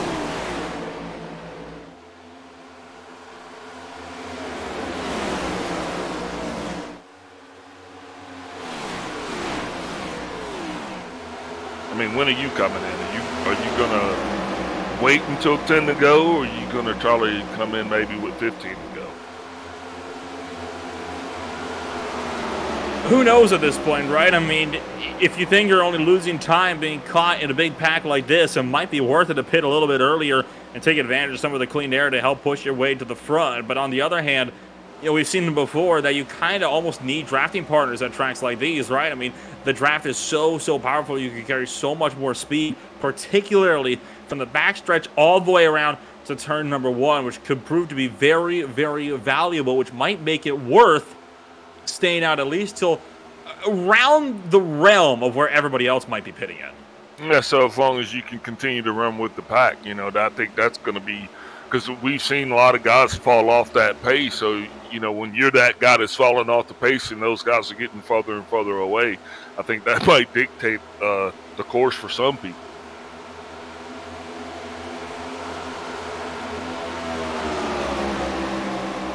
So far, just kind of taking a look up and down the field, the top 9 all still very much within the same train as each other, right? But I am noticing Ken Aylen, Robert Pattingill both starting to drop off. You reckon that might just be on pace from those guys behind, or do you think that might be a bit more strategic from them?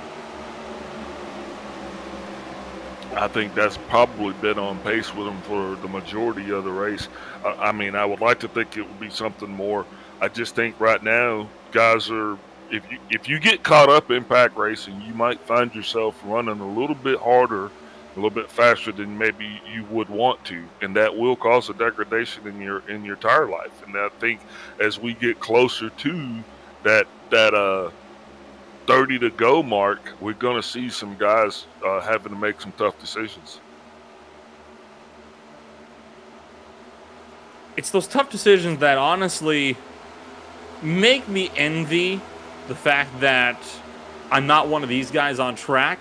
It's a lot easier, I'd imagine, to talk about what these guys might be thinking in their heads as opposed to actually being the people down that have to think about this in real time while wrangling a car with 550 horsepower around a 1.5 mile track at 170 plus miles an hour, all while also trying to battle against, you know, 5-6 other cars all around you at the same time. I mean, there is a lot to think of when you're on track at any one given point, and I think at this point in time, the only people that really know who is, like, what's happening in those cars is the people that's currently driving them. And in order to get an idea of what the strategy might look like, we might have to just wait and see what they do when we get around to the pit window. I do want to point out, the pit window is technically open. If you come in from here, you will have enough fuel to make it to the end of the race.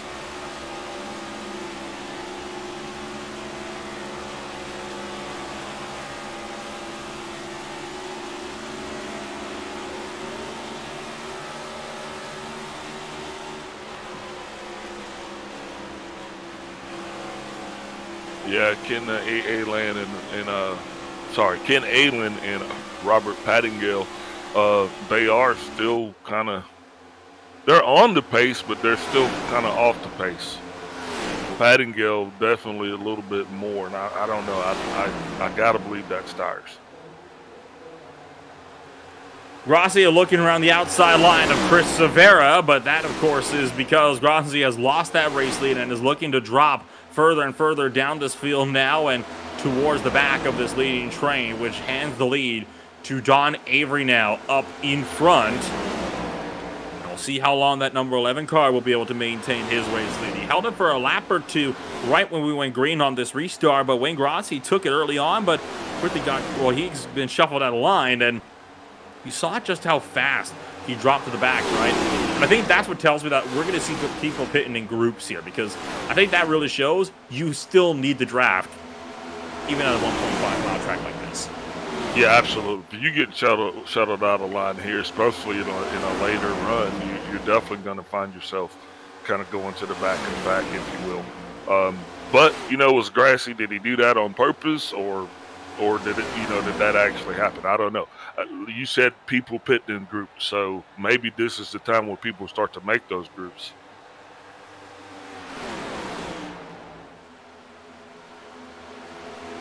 So with still coming to what will be, 37 laps to go this time by, why don't we take a ride on board with a couple of the drivers throughout this field? Let's ride on board with Chris Severa for the time being, as he continues to try to claw his way back into the front. He clapped the wall earlier on in this race. We'll give our voices a bit of a rest. I'll show you what it looks like from the inside of these cars for a few laps here.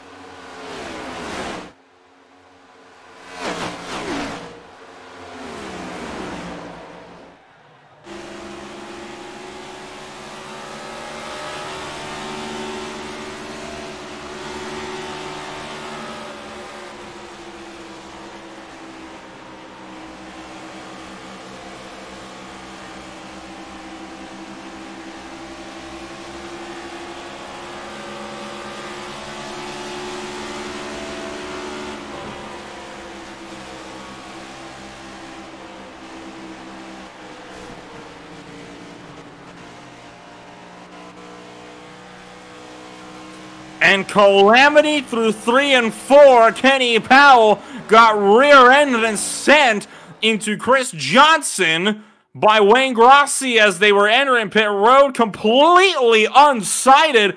Grossi had no idea that the G&G crew was all going to be coming down. And well, now you were just wondering about when we were going to be seeing pit stops. Well, there is your answer. Lap 139 with just about everybody coming in as well. I mean, that is why so many people say you got to call that out when you're bringing them in, because there was no indication that they were coming down. So all of G&G is in. Severa just came in this last time by with Avery, Grossi, Flores, O'Connor, Pattengale coming in as well. I believe that just leaves Jay Hone and Ken Allen out on track with each other. Yeah, that's a pretty good whack there that Grossi actually put on Powell. So just goes to show that Grossi's luck continues as well. We're on our way to green flag pit stop, so this is going to be interesting now. Like I said, this is where you're going to win or lose the race. So as we start to cycle through these, I'm just taking a look at everybody's times and trying to figure out who took fuel only or what. And big news for both John Avery and Chris Johnson, both drivers with black flags, I imagine, for speeding on pit road. So that is going to effectively eliminate both Avery and Johnson in contentions for race victories here tonight, unless something really goes their way and they got one lucky caution coming on out of this race. So just waiting for the field to cycle through now that everybody has pitted, and just waiting now on Ayland as well as Hone to exit pit road, and then we'll see how things cycle through at the line. But for the time being, it is looking like it's Severa, followed by Powell, then it's Schaffner, Grossi, Ayland, Hone, and O'Connor just passing up now Avery and Hone on corner exit, with Avery now a lap down. Pattengale is 10th, with Frank Flores still in 8th position as well.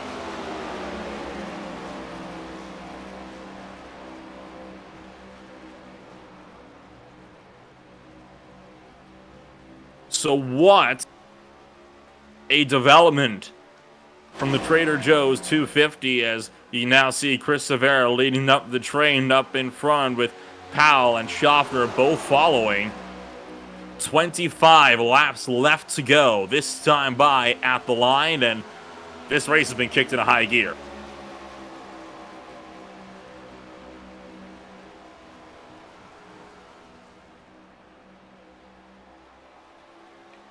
So with the pack now completely split apart, I think it's as good a time as any as to kind of look at what's all coming on up next year for the iRacing Stock Car Association and the Tucson Sound Art Cup Series. Particularly when you look at how the schedule shakes up as this goes along. You, of course, have round number 5 coming up next to the Worldwide Technology Raceway, also known as Gateway. And then we go back to good old short track racing for the first half mile on the year, and that will be at North Wilkesboro Speedway. I think it's safe to say, Al, that that is a favorite amongst racers and fans alike. Kentucky Speedway is up next before we go to the NASCAR Road Course at Daytona. That'll be followed off by the Oval, which will also double as round 1 for the Tucson Sound Art Super Cup Series season. Auto Club and Vegas will round out the opening season of 2021 for just the regular Cup Series season. So out of all of these races that we still have left to go, which one are you looking forward to the most here? I'm going to say North Wilkesboro. It's definitely a driver's track. So whenever you take and you put the aspect of the driver and not just a car, you know, where you actually have to be more technical, that's where I'm at. I have to be honest, I'm almost, now this is a very close bet for me, but I am almost looking forward to the Auto Club race a little bit more. I saw a next-gen race there. This was a fixed series race, granted, but I saw a next-gen race there a few weeks ago, and I have to tell you, it was by far one of the most exciting oval races I've ever seen. Constant 3-4 wide action with how wide the track was and how much these guys, or the guys, had to work their way around that facility. It was a phenomenal race through and through. It was a very, very far cry from the single-file plate track races that we're so used to seeing now at tracks like Daytona, Talladega, and so on and so forth. But I have to say, like, that is going to be an entertaining race. But I agree. I think North Wilkesboro just edges it out for me. I mean, that is a track steeped with so much history. And, of course, it is a track that is by far one of the more difficult short tracks to drive, right? Very bumpy surface. It's downhill into turn 1, uphill into turn 3. I think you kind of described it perfectly. A pure driver's track.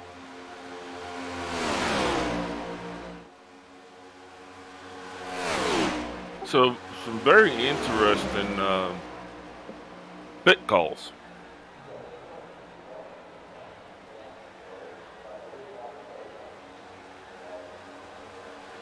I think for the most part, looking throughout the field, some guys took 4 tires. The guys I took 4 were Grassi, Ayland, Hone, as well as Pattengale. Interestingly enough, O'Connor seems to have taken fuel only with a 7-second pit stop. I'm more interested in Severa, Powell, and Schaffner. They, I believe, only took 2 tires, with only a 10-second stop for Severa and Powell and 10.8 for Josh Schaffner. Now, that I think is a bit interesting, and in fact, looking back at it now, that it was indeed the case. 2-tire stop, right sides, for all of your top 3. Very rarely do we ever see 2-tire stops nowadays. Well, in any oval racing series in general, right? But let alone, you know, in these next-gen cars, usually it's 4 tires or nothing. That being said, at the Daytona Nationals, or sorry, at the race at Talladega, we saw a lot of guys taking 2 left sides only, which I think caught both of us off guard just a little bit more. I mean, I learned more calling these races than I ever did watching them, because I just sit here and get to eat my own words. So sometimes I love just going out there and prophesizing and then just watching to see how right I was, or usually how wrong I was. But yeah, so very interesting pit strategies. And as we're coming to 16 to go, that's a lot of laps on those tires.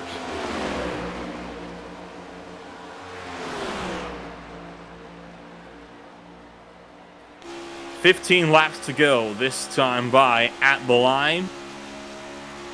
At the moment, here are all of the battles you got around the track so far. You've obviously got this one for the lead here between Schaffner, Powell, as well as Severa, and you just saw that trade hands with Schaffner up the inside of Kenny Powell. Then, of course, you have the battle for 5th place between Frank Flores and Ken Ayland, which is starting to heat up as well a little bit further down the order. And right behind them is 2 lap cars, Don Avery and Chris Johnson, but they are on separate laps, so they are not battling each other. So, realistically, you have one more battle between Jay Hone and Robert Pattengale. That is for the 7th position. So 3 different battles still going on around the track, around different places. A lot of these battles, of course, very much spread apart from each other on course. A far cry from when everybody was bunched up together. But I talked about how the pit stops would make or break the race, and I'm a bit surprised that despite being rear-ended going into pit road, Kenny Powell was still able to put himself all the way up in front. Well, yeah, because he got rear-ended. Grassi probably didn't fare as well, but he also he had a full pit stop. But yeah, it's a lot easier to get hit from behind than it is to actually hit someone.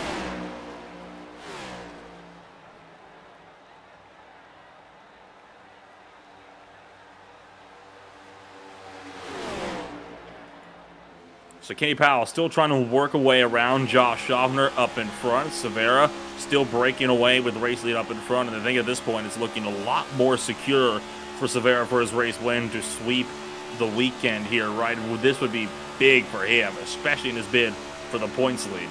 Winning both stages, winning the race, that nets him at least another 9-10 point gap up from just the next closest driver. Not to mention bonus points, particularly for leading the lap, most laps led, the list goes on. Well, yeah, he definitely came out here tonight and proved that it was his race both to win and to lose. So, and I think he has decided that he is going to try to win it now.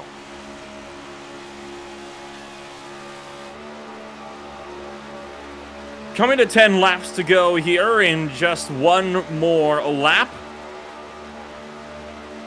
And if you're still with us, want to, of course, thank all of our viewers for watching the Trader Joe's 250 from the Texas Motor Speedway for round number 4 of the iRacing Stock Car Association Tucson Sound Art Cup Series live every single Saturday night, or just about every Saturday night. If you've enjoyed the racing you've been seeing so far and want to see more of it, well, be sure to subscribe to the YouTube channel, follow or subscribe on Twitch, and obviously follow and like our Facebook page. And join us not just every Saturday night, but every Thursday night as well for the ISCA Butt Kicker Cup Series. Next week, swinging on over to the Worldwide Technology Raceway for what should be an interesting race. I have not been to Gateway for some time to call any sort of racing. That could prove to be a rather entertaining night. What do you think we might be able to expect coming out of the Gateway race as we hit 9 to go? I have not yet turned a lap on a Gateway with the Gen 7 cars, so it's going to be interesting because I knew, weren't we shifting the Gateway with the trucks at one point? Oh, yeah, absolutely. You were downshifting to third gear for that final corner, right? I mean, you just had to get the power down a bit more aggressively. I wonder if it'll be a similar situation with these Cup cars. Maybe downshifting from 5th to 4th, you reckon, in turn 3? Because turn 1, well, maybe even turn 1, right? Because, of course, turn 1, more, it's a bit of a sharper radius, but it's also got more banking than turn 3, right?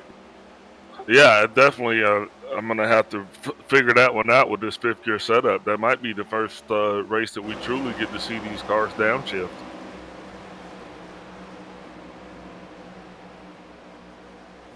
So far, it hasn't really been the story thus far, has it? A lot of these guys have just been, out here being able to run in that 4th gear, the 5th gear, traditionally throughout the entirety of this race. You wonder if we're going to get any from Wilkesboro as Flores almost gets into it with Wayne Grossi in the battle for 4th place, coming out of turn number 2. And let's say Ken Allen also the mix of this as well, making it a 3-car battle now for 4th. Yeah, it's time now to get your elbows out. It's time to make your move. So these guys are going to give her all she's got because there's no reason to save anything at this point. So this is for the points. Only 9 drivers on the lead lap and only 11 drivers on track altogether. Avery 1 down, Johnson 2 down. And you see Flores weaving left and right, trying to find a way past with 6 laps to go, trying to close in and maybe get a 4th place finish, but pushing wide through 1 and 2 opens up the door for Ken Allen to instead try to bump that 28 car out of the top 5.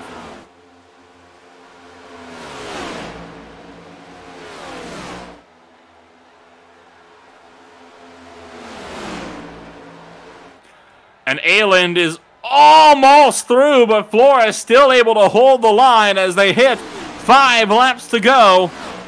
And that 52 Hallmark Camry is going to have to do everything to work his way through this field and try to power through on the bottom side with Wayne Grossi now working his way up through this field. And this is where it could all kick off here. If this collects a caution, you know it's going to be a mad dash to the finish. And at this point, for sure, a green-white checkered.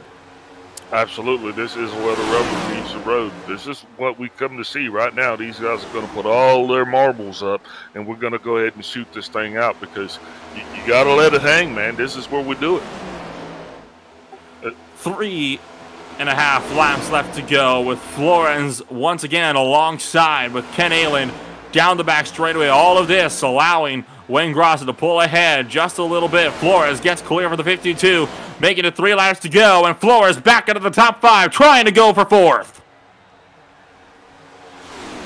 Grossi's going to do everything he can to hold him off. He's going to make that 7 car mighty wide just to preserve this position. But Flores is going to do everything in his power. So he's going to look to the inside. He's going to try to get the direct run behind him, draft, and try to take the inside line as they come around the corner.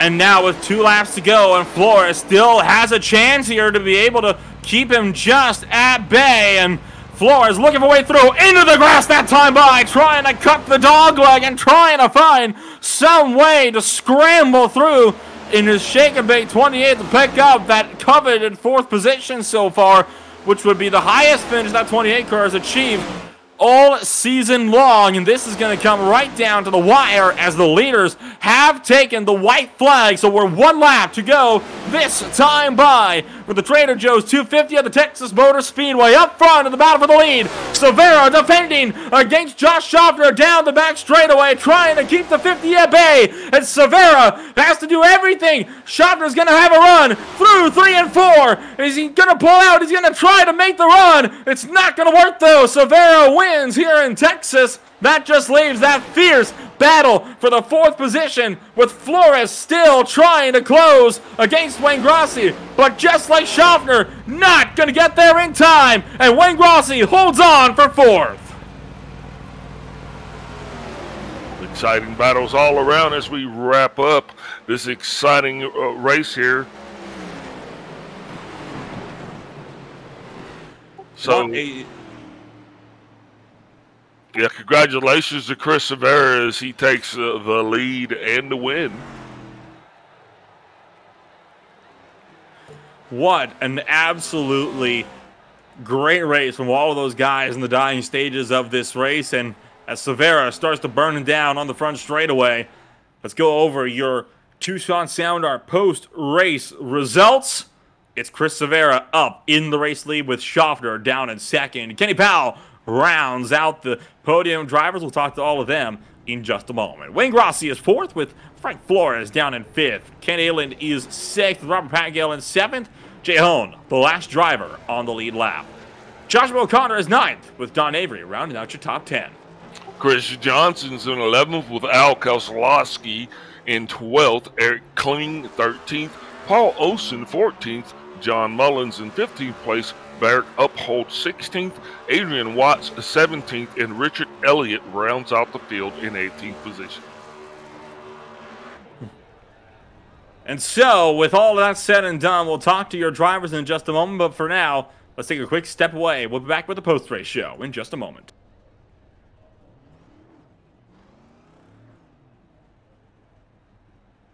There are moments that surprise and delight the mind and the senses. Introducing Sound Art, the world's first truly customizable, concealed, flat panel art speaker system. A revolutionary combination of incredible sound delivered from your most meaningful pictures. When art and technology intersect, there is a seamless blend of creativity and function. Come alive in the streetlight, pulling at the stars in the moonlight. Every time I feel you close. With Sound Art, anyone can print their own artwork or pick from numerous licensed artwork that we have. The possibilities are limitless. Enjoy beautiful and amazing sound throughout your home. The entire surface of your artwork generates incredibly robust sound. Your art never sounded so good.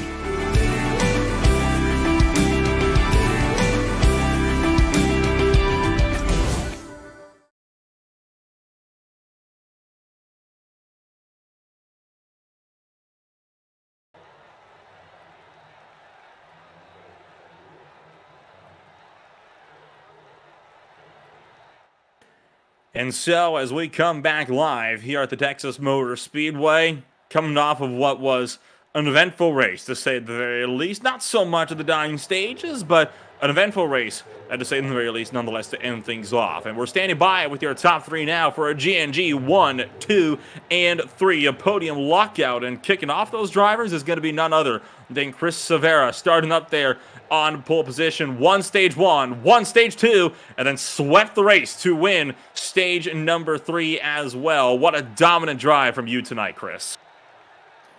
Thanks, Nolan. Yeah, definitely couldn't have done it without the guys behind me. You know, it's such a draft-dependent track. I mean, if you don't have any friends, it's just the way the package is. I mean, but yeah, still glad to, at the end of the day, we could all get it done 1, 2, 3. And it is a solid drive for you guys all the way around. I mean, you had that contact with the wall earlier. When that ended up happening, were you ever at all concerned that you might find yourself not able to catch back up? Oh, yeah, we were definitely done. As soon as the pack split into 2 different groups there, it was just, it lost all its top speed. So luckily we got the caution when it did. Otherwise, yeah, I absolutely just shot myself in the foot. But like I said, rather be lucky than good. And when you look overall at the championship standings, obviously this is only going to increase your lead as you got pretty much maximum possible points coming out of tonight. So you should find yourself with an easy 20-point gap at least. Does that make it a little bit easier coming into some races coming on up here where contact, shall we say, could come a bit more frequently? Yeah, definitely, especially with Gateway next week. I'm not too familiar with that track, so that's going to take a bit of getting used to.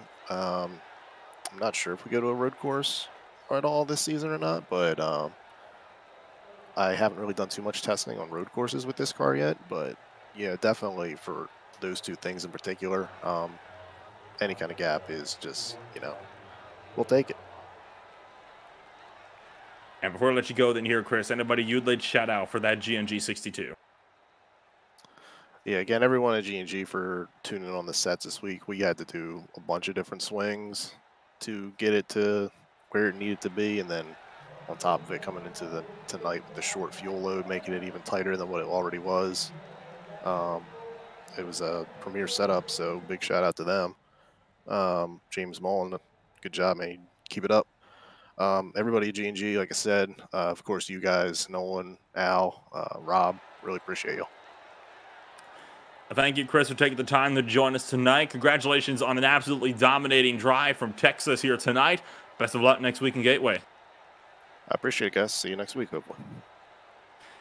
And that'll bring us down to the second place driver. Josh Schaffner now brings it up, being the middle driver in the G&G podium lockout. And I'll pass this one down to you, Al.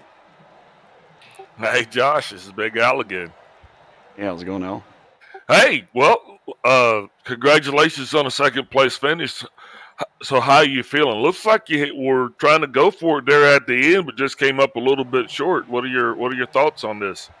Yeah. First off, just a really good night for G&G. It was great to kind of get the podium there, but we had a little bit of trouble along the way there, off some penalties and a little bit of some carnage along the way there. But yeah, just had the car was really good all night, and it just kind of wanted to make sure we're there at the end, and it was just nice to have a clean race there. And Chris was fast all night, and I was willing to work with him there. And I was gonna try to work him over, see if there's an opportunity there, but I also didn't want to press the issue too much where he's in this thing for points and I'm not. So I also want to if I could find an opportunity or could get a run, we would have taken advantage. But also just want to make sure we cross the finish line in one piece and kind of maintain that 1-2-3 finish for us.